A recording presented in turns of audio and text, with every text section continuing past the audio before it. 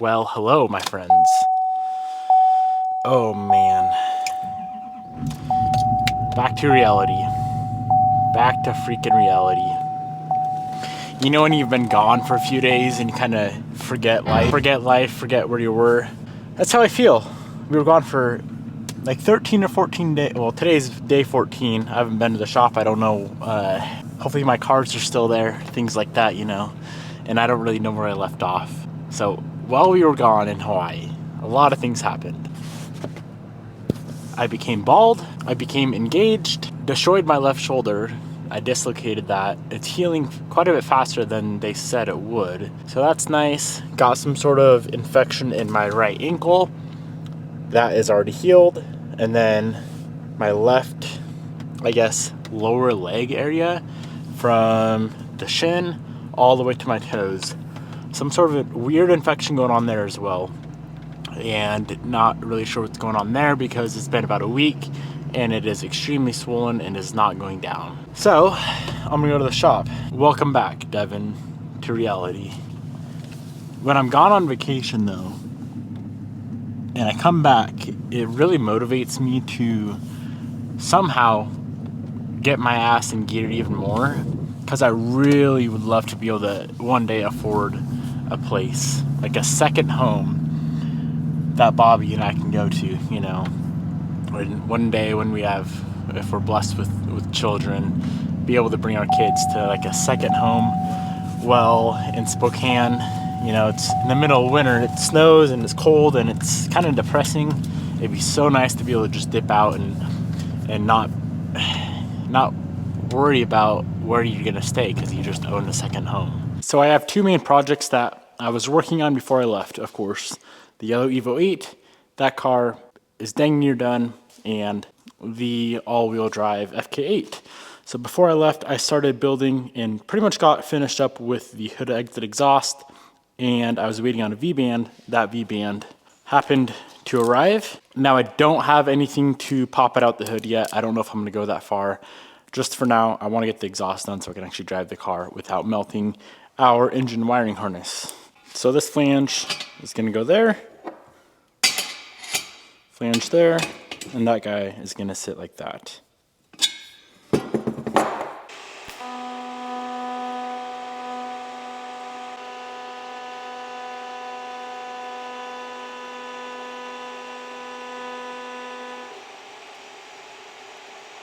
Now, of course, I'm not no professional,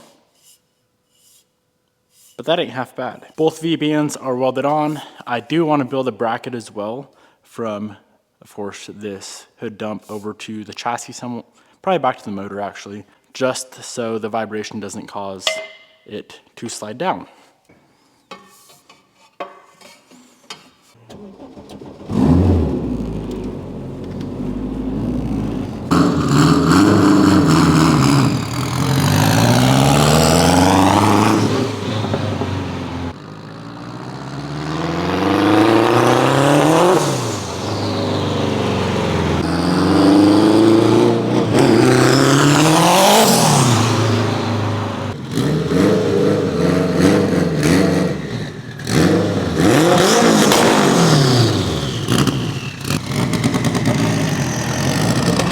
All right, boys, it is time to move on and get these electrical and wiring issues dealt with once and for all.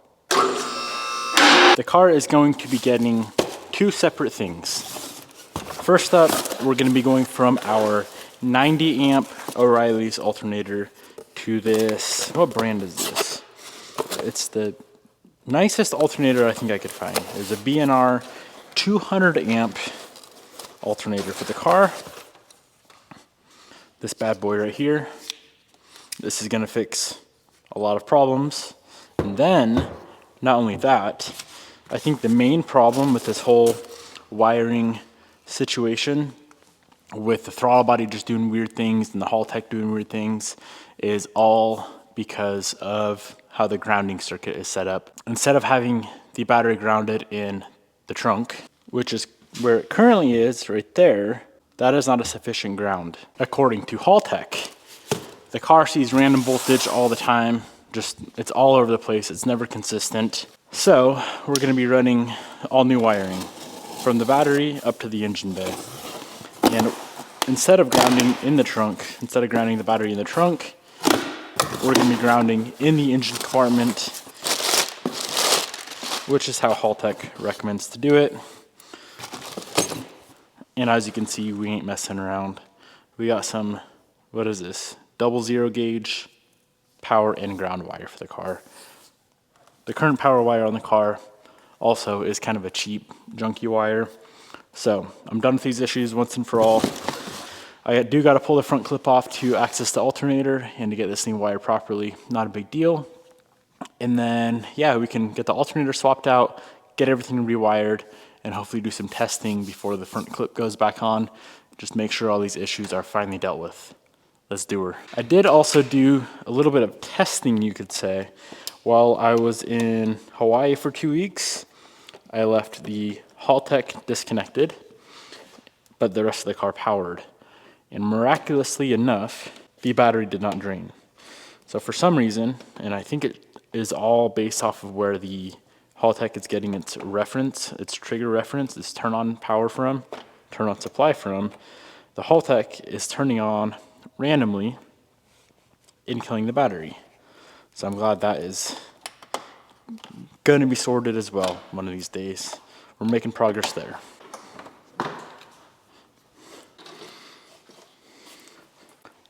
Front clip is off. I'm going to tackle all of the wiring first. So how it's set up right now is power comes all the way from the battery up to a little distribution block we have on the alternator, and then power from there goes to the fuse box, to the starter, and of course to the alternator, and it works, but it's very, very difficult to work on. So in place of that, I picked up this bigger distribution block, and I'm going to be mounting this big old boy right here on this cross member. So power is going to come in, say right here. That's going to power the fuse box, starter, alternator. And instead of the, I want to say it's 4 gauge power wire that we have on here, as you guys saw, we are going to a 00. So we're upping it quite a bit. Now, instead of running the power and ground wire through the cabin, which is very, very thick wire, I am opting to run it underneath the car this time around. Of course, it's going to be tucked up underneath the splash shields, and it'll be tucked up and out of the way. I think a lot of our problems came from that ground. I was, I guess, expecting the whole entire chassis to be grounded all the way to the back of the car through that very, very thin sheet metal in the trunk, and I don't think that's necessarily the case. I could be wrong. That could not have been the issue, but I'm assuming based off what I understand about wiring and after reading Haltech's wiring diagram, you have to, if you're doing a trunk mounted battery, you have to pull the ground all the way up to the front of the car and ground it to the engine and then back to the frame. So that's what I'm doing. All right, my friends, all of the power wiring is finished up. Let me give you a quick little rundown. I am waiting on a few pieces to finish this up, but for the most part, the basics are there. The battery is going to go into that fusible link. I need the grommets for that trunk, so don't mind that. Got some cleaning up to do. Anyways, the 00 gauge power and ground both run underneath the car all the way to the front. Power comes in right there to our distribution block, and coming out are the 4 gauge wires, one for the starter, one for the alternator. ECU power comes from here, fuse box power comes from here. Battery ground to the bell housing, out of the bell housing, ground to the frame rail. There's another ground on the back of the transmission, ground from the engine to the frame rail. So I do not think we are going to be lacking any sort of ground or any sort of power from here on out. Let's go ahead and get the alternator swapped out. Well, it's nice and simple and easy to access. And then we can go ahead, slap the front end back on so we can get the radiator hoses reconnected and see how this thing's going to treat us. I have high hopes. I have a lot of faith. I think she's going to treat us well.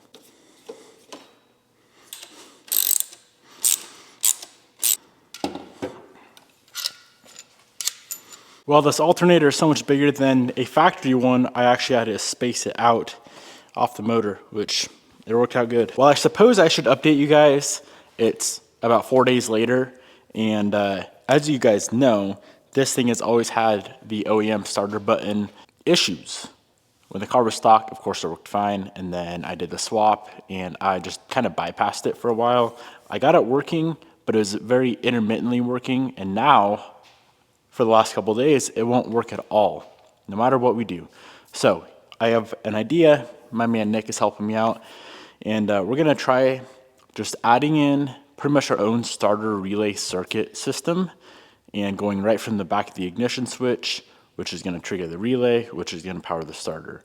That type of scenario. So I'm going to do some relay shenanigans real quick just on the ground. It ain't going to be clean. I just want to see if this is going to work before I actually completely wire it in. Let's see what we can figure out. So it's a mess right now, but here's the general gist of how this is going to go. So here's our relay. It is going to be triggered by the Haltech.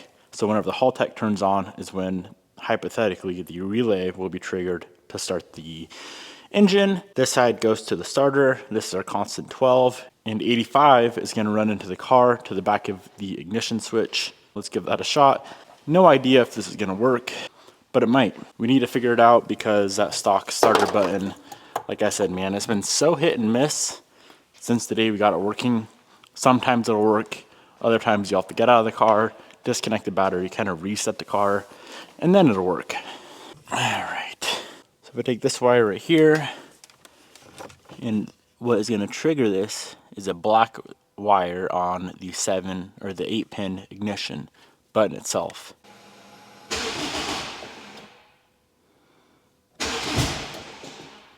Update time.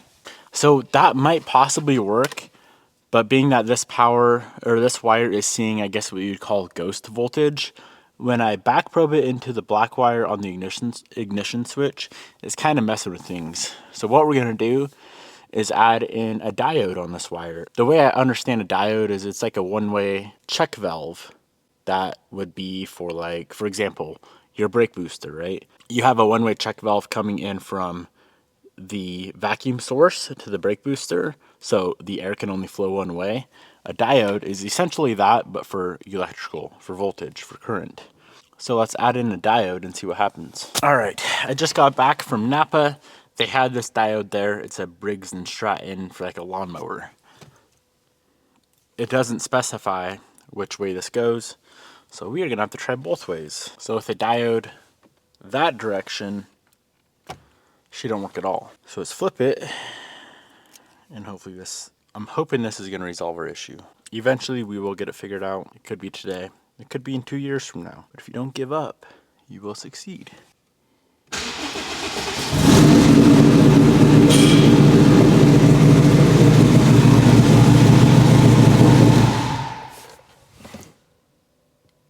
Problem 1 resolved. We kind of have a bigger problem. There's no way to shut the car off because as soon as I hit the starter switch, it thinks I'm trying to start it again, but it appears ignition comes on like it should. This is like the accessory mode with the radio on. So now we just need to figure out how to get the ignition to turn off. How's this gonna work? After doing some talking and some thinking and some diagram assessing, pretty much narrowed it down to 2 options for this to work. Option 1 would be to use the Haltech. It's an Elite 2500 we have in the car, and they have something called latching, to where we could program the ECU, and I'm not very familiar with it, but we could program the ECU to pretty much output a signal which we would connect to the starter wire. And we could go that route, or we could continue on with the route I'm trying to do with kind of tricking the car. You know what I'm saying? So that's what I did. I'm using the factory clutch switch now. So basically with the clutch not depressed, clutch switch open, the car should not start. And with it pressed, like factory, it should start. Let's see.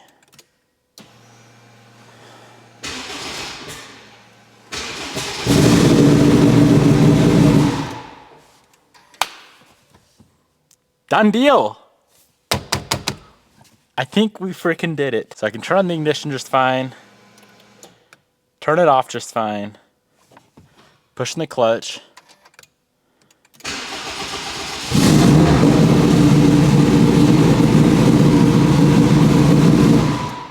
Dude, I hope this works consistently. I'm so excited. We were gonna add in a secondary switch, but we got to thinking we could just use the clutch switch. It's already there. Here is how the current mess of wiring for our starter circuit looks. It's all temporary. And now with it properly wired, here's how it looks. Nothing's done right here. Everything is done in the interior underneath this kick panel here. One last test. Hop in the car, go ahead and fire it up.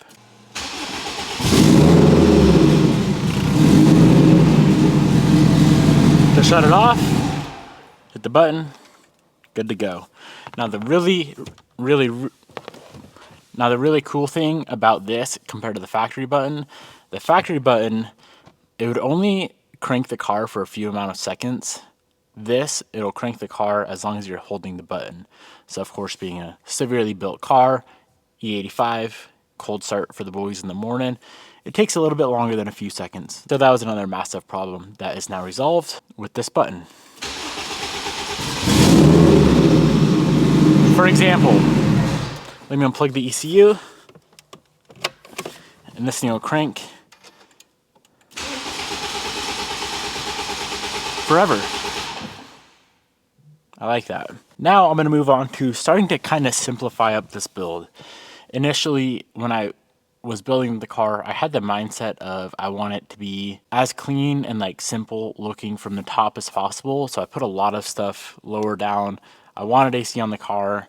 After thinking about it, AC would be cool, but I would realistically never ever use it. So I'm going to be ditching the AC on the car eventually. And the main thing that I want to simplify right now is I'm going to go ahead, pull the catch can off the car, and currently it has 4 10AN ports going to the catch can. A little bit excessive for what this car is.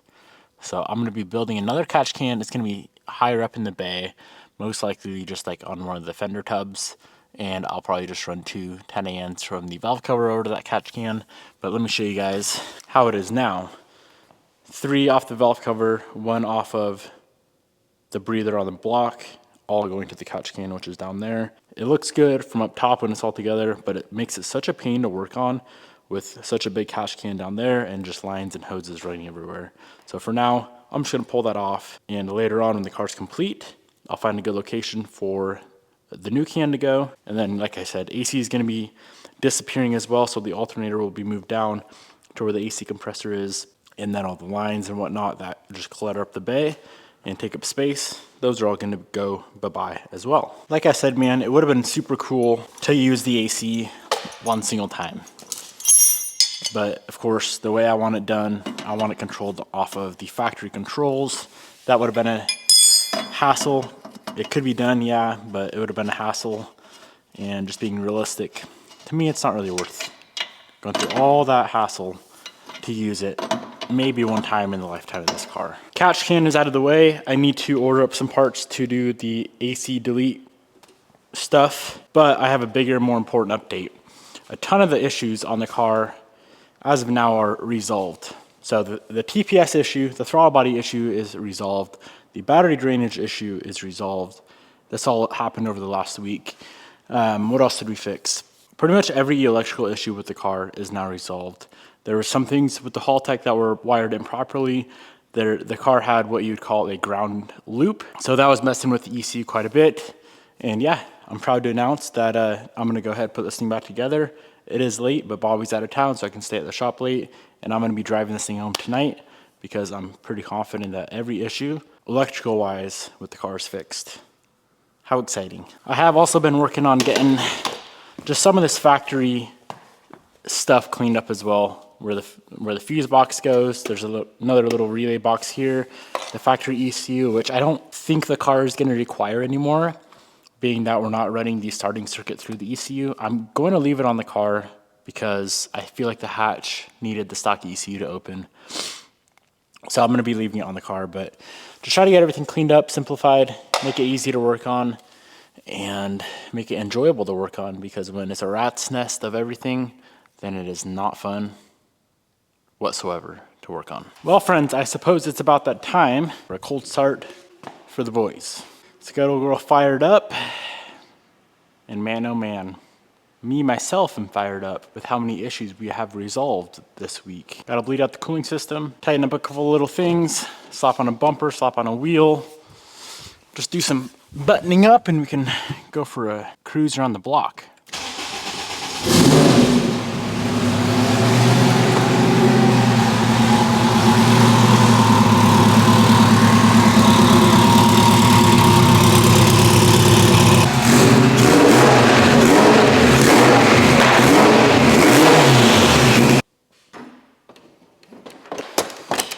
Quick rep around the block, make sure it's good to go. And then like I said earlier, want to drive this thing home. Hopefully I don't regret that decision.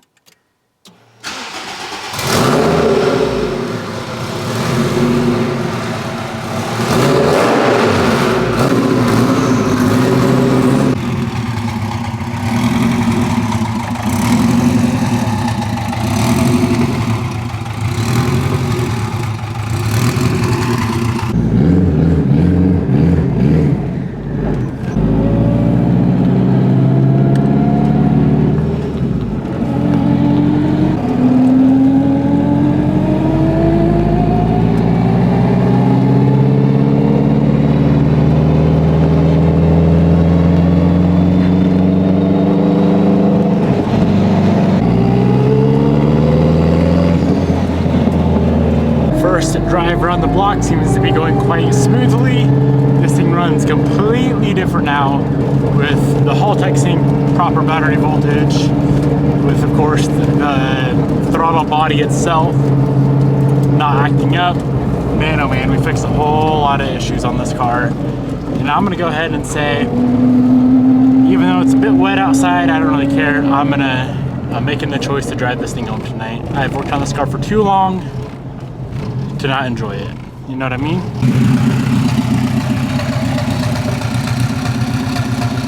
Well, boys, so far I did make it to the gas station. I'm gonna fill it up real quick just on some pump gas. So far, so good. So far, so good. I feel like I said this earlier in the video that eventually all the problems will be fixed. Really the only electrical issue left on the car is that weird e-brake thing. I haven't looked at it whatsoever. For some reason, you need to have the car turned off to depress or disengage the e-brake, but that should be a fairly simple fix compared to what we've been dealing with, so that's exciting. I am debating possibly switching it up on the Haltech, quite possibly maybe debating going to the new Nexus R3. Couple different reasons for it. Main reason being that it would ditch so much of the stuff in the cabin with all of the jumpers that we have, the relay box that I installed, the fuse box that I installed, everything in the cabin, because the Nexus can just control all that. I would have done that from the start, but they didn't make the R3 back then. They only made the R5, which the R5 is extremely overkill. But the R3 I feel like would be a good option. And see how the Evo needs a Elite anyway. The Elite 2500 would be perfect to put on the Evo 8. Do the Nexus on here. On the Evo 8, the Elite 2500 would simply be plug and play. So I got some thinking to do. I would have to pretty much rebuild the whole entire engine harness, which it probably should be rebuilt anyway. I don't really like how it's set up. But let's go on a drive. Let's see if old girl will fire first try. Look at that, boys. Man, oh man, this thing is ridiculous.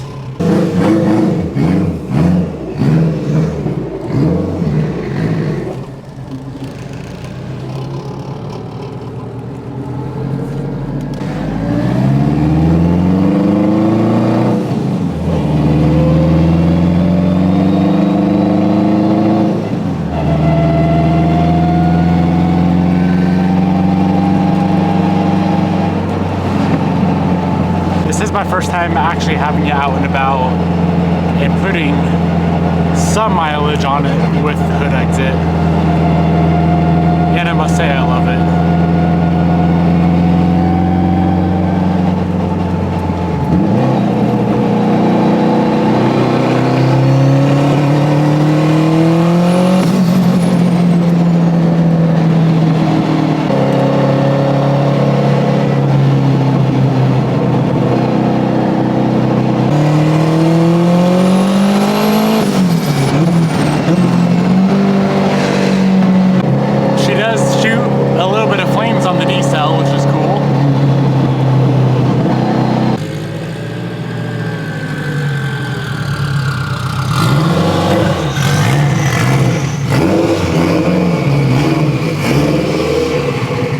boy, she made it home safe and sound.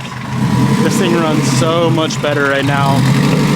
It does need the map adjusted a little bit, the tune adjusted a bit, because of course, we're now seeing proper voltage. Before, when it was tuned, the ECU itself wasn't seeing proper voltage, so having, it's like another 1.5 volt at minimum does mess with the map a little bit, but overall this thing runs 10 billion times better, which is obviously very exciting. Start button works every single time I try to start it, without flaw, without failure, which is exciting. I'm gonna do a quick little test. I'm gonna see what our voltage is at right now.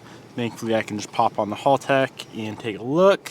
Current voltage on the battery is 12 volts exactly. So I will see what it is in the morning. Man, oh man, what an exciting time to be alive. Hope you guys enjoyed today's video. I know it's been a while since I uploaded.